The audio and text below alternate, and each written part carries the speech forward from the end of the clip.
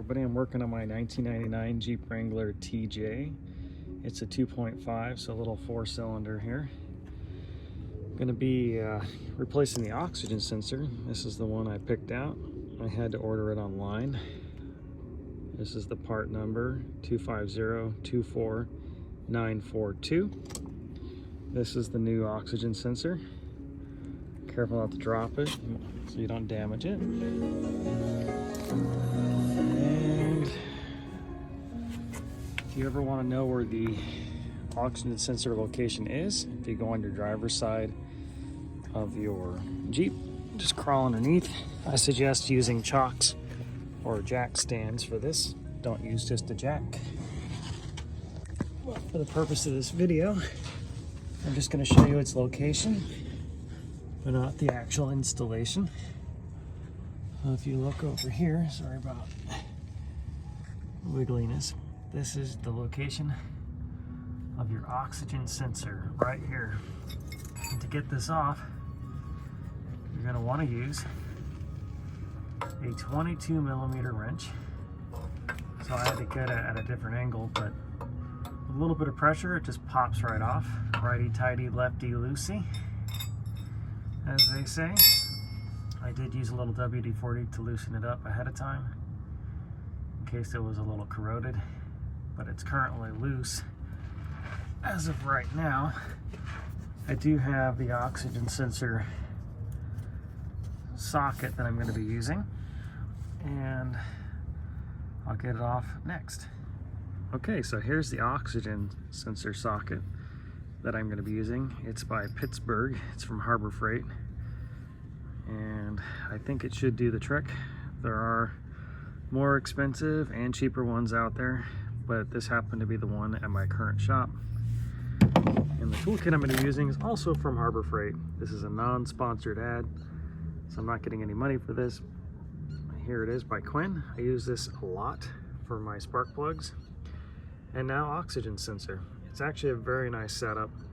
Didn't cost me an arm and a leg either, but I would definitely have one inside your Jeep if you're going to be doing a lot of repairs.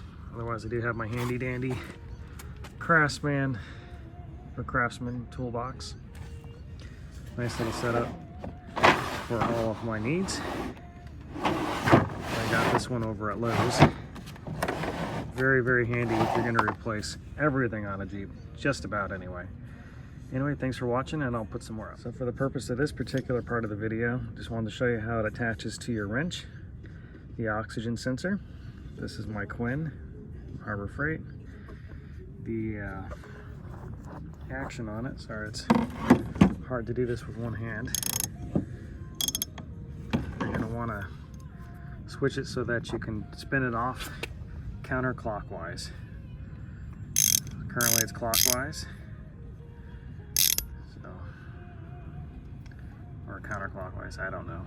Either way, this is just how you attach it. You'll figure it out as you go.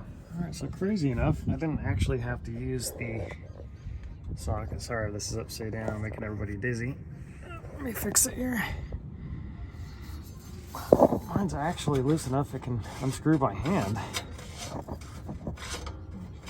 A little concerning, I guess. Just pops right out.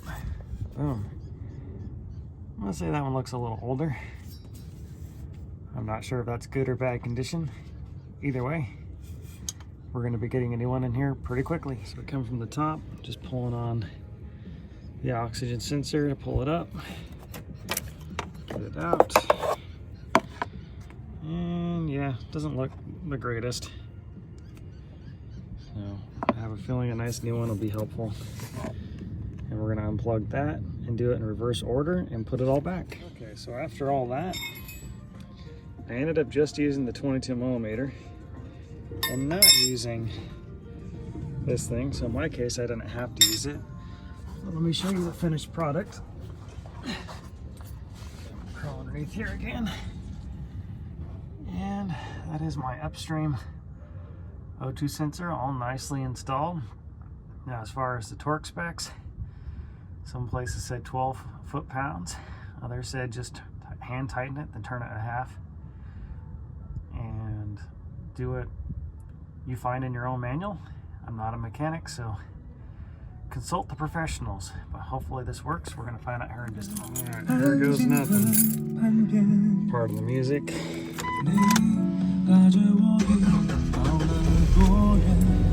Alright, it's not throwing any codes, so that's a good sign.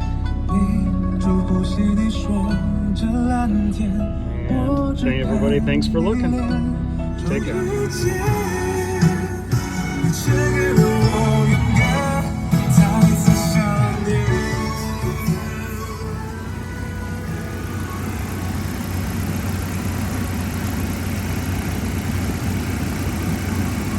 So far so good. Everything sounds really nice. And I hope you enjoyed this video. Drop a like, maybe follow. I'll be adding more later. So, thank you for watching.